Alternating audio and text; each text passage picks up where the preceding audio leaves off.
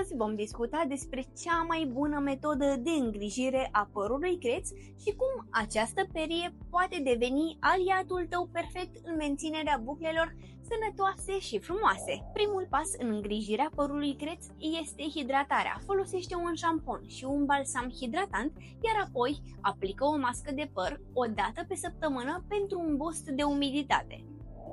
După ce ai spălat și hidratat părul, este esențial să folosești această perie. Nu doar că îți va defini buclele, dar îți va reduce și electrizarea și va adăuga strălucire. Aplică un produs de styling pe părul umed, apoi folosește peria pentru a crea bucle frumoase. Asigură-te că folosești tehnica potrivită pentru a obține rezultate de invidiat. Sper că aceste sfaturi te vor ajuta să îți menții buclele frumoase și sănătoase.